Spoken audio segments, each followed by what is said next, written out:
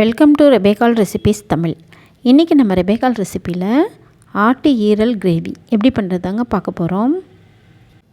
மசாலாவை வறுத்து அரைச்சி தாங்க இந்த கிரேவி பண்ண போகிறோம். சாப்பிட்றதுக்கு அவ்வளோ டேஸ்ட்டாக இருக்கும். இது கூட இட்லி, தோசை, பூரி, சப்பாத்தி, ஒயிட் ரைஸ் இதோடு சேர்த்து சாப்பிடும்போது அவ்வளோ டேஸ்ட்டாக இருக்குங்க. இப்போ இந்த ரெசிபி எப்படி பண்ணுறதுன்னு பார்க்கலாம். வாங்க வீடியோக்குள்ளே போகலாம். அதுக்கு முதல்ல ஒரு கடாயை சூடுபடுத்திக்கோங்க. அதில் 2 டேபிள் ஸ்பூன் எண்ணெய் சேர்த்துக்கோங்க. எண்ணெய் சூடானதும் ஒரு துண்டு பட்டை, 3 கிராம்பு, கூடவே 1 டீஸ்பூன் ஜீரகம்,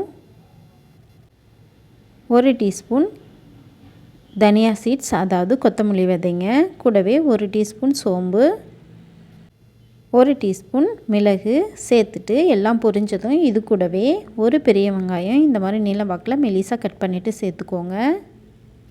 ஒரு காஞ்ச மிளகாய் காம்பை கிள்ளிட்டு சேர்த்துக்கோங்க. சேர்த்துட்டு வெங்காயம் நிறம் மாறுற அளவுக்கு வதக்கி விட்டுக்கணும். வெங்காயம் நல்லா வதக்கி விட்டாச்சுங்க. இது கூடவே பழுத்த தக்காளியாக ஒரு தக்காளி இந்த மாதிரி கட் பண்ணிவிட்டு சேர்த்துக்கோங்க. பெரிய தக்காளியாக இருந்தால் 1 சேர்த்துக்கோங்க, சின்ன தக்காளியாக இருந்தால் 2 சேர்த்துக்கோங்க. தக்காளி சேர்த்துட்டு நல்லா வதக்கி விட்டுக்கணும். நம்ம ஊற்றிருக்கிற எண்ணெய் பிரிஞ்சு வர அளவுக்கு வதக்கி விட்டுக்கோங்க. இப்போ நல்லா வதக்கி விட்டாச்சு. இது சூடு ஆறுனதும் நம்ம மிக்ஸி ஜாரில் சேர்த்துட்டு நல்லா நைஸாக அரைச்சிட்டு வந்துடலாம். அப்படி இருக்கட்டும். இப்போ அதே கடாயில் தேவையான அளவுக்கு எண்ணெய் சேர்த்துக்கோங்க. எண்ணெய் சூடானதும் கூடவே 1 டேபிள் ஸ்பூன் இஞ்சி பூண்டு பேஸ்ட்டு சேர்த்துட்டு பச்சை வாசனை போகிற வரையும் வதக்கி விட்டுக்கோங்க. பச்சை வாசனை போகிற வரையும் வதக்கி விட்டாச்சு. கூடவே 1/2 கிலோ ஈரல் க்ளீன் பண்ணிவிட்டு சேர்த்துக்கோங்க.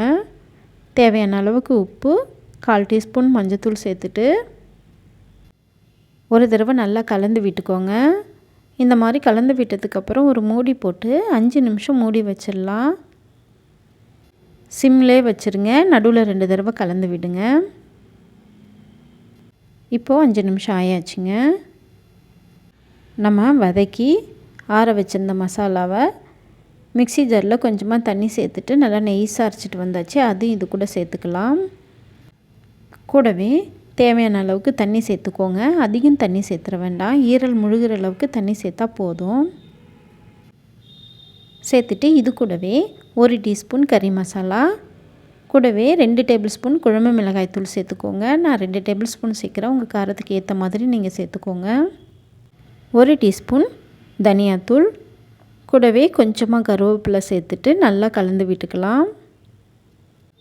நல்லா கலந்து விட்டு இந்த ஸ்டேஜில் உப்பு காரம்லாம் கரெக்டாக இருக்கான்னு பார்த்துக்கோங்க. இப்போது நல்லா கலந்து விட்டாச்சு. மூடி போட்டு மூடி வச்சிடலாம். ஈரல் வெந்து கிரேவி பதத்துக்கு வர அளவுக்கு வேக வச்சு எடுத்துக்கோங்க. நடுவில் 2-3 தடவை கலந்து விட்டுட்டே இருங்க, இல்லைன்னா அடி பிடிச்சிக்கும். இப்போ நம்ம கிரேவி பதத்துக்கு வந்தாச்சு. இது கூடவே பொடியாக கட் பண்ணின கொத்தமல்லி எல்லாம் கொஞ்சம் தூவி விட்டு நல்லா கலந்து விட்டுக்கோங்க.